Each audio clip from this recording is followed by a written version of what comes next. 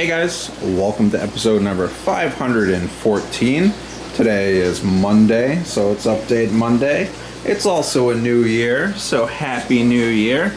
And what we have going on down here is pretty exciting. If you guys caught my live stream a week ago, I did an impromptu live stream because my axolotls had just laid eggs. And I wasn't sure if those eggs were fertile or not, and it turned out that they definitely were. And so what we have here is two bins. We've got one bin here with relatively clean water. This is new water that I just put in, and all of the plastic plants that were in the axolotl tank. And if we zoom in, you can see we've got quite a few babies. These eggs are pretty far along. You'll see some of them are no good. They're sort of fungusy. They're still round in shape, but most of them are sort of a longer shape, and those are the baby axolotls. It's hard to see all of them in here, but there are quite a few in here. I would say easily several hundred in here. And these guys have been around for I want to say like a week or a week and a half or so. And what I've been doing is every few days I've been filling up one of these with fresh water and then transferring all of these plastic plants with all of the eggs attached to them into a fresh bin. And then what I've been doing is taking the old bin that had the old water, and I've been dumping that. But as we can see, we zoom in here real close, we've got quite a bit of eggs here that have fallen off the plastic plants and that are actually starting to hatch. And so what I have to do now is try to get as much junk off the bottom of this container and scoop out all of the baby axolotls and set them up in their first home. And as I did before, as I did last year, what I'm going to use are these Rubbermaid containers. I found these worked out pretty good. They're 1.5 gallons each, and they're very low, and they've got a lot of surface area. So they're pretty good for that purpose. I think I've got 4 of these. Turkey baster works great, especially when the babies are super tiny.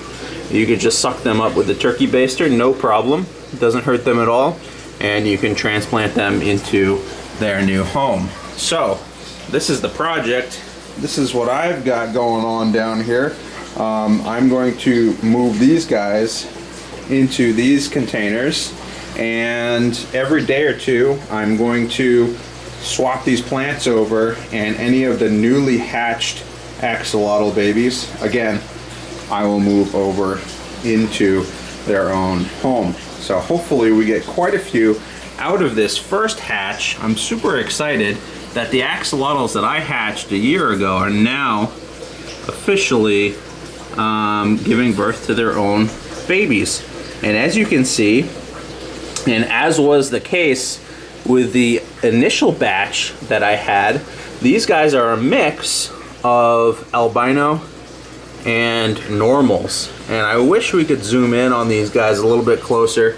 I wish I had some sort of macro lens so that we could see these guys a little bit better. But you'll have to take my word for it. They're zipping around. They're moving around quite a bit. And I think within the next day or two, they're going to start to look for food. So that brings me to the next point. I have started my brine shrimp hatchery back up.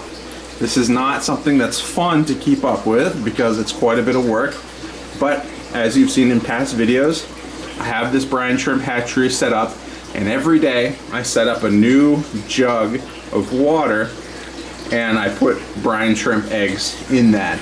And then what I do is I harvest from the oldest one, and as that becomes depleted, I'm always starting a new one, so I always have a fresh batch of baby brine shrimp ready to go, which is basically the only thing that these guys are going to eat at the very beginning.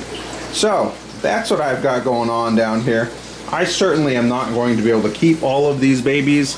I think what I'll do is I'll raise them to a decent size, and then I might just give them to my local fish store, and hopefully they can find some good homes for them.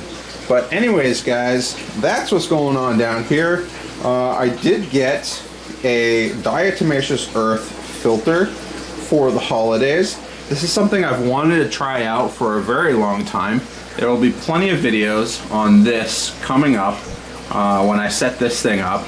But essentially what it is it's a pool filter, a diatomaceous earth filter that's meant to get the really, really fine particles out of the water in a pool.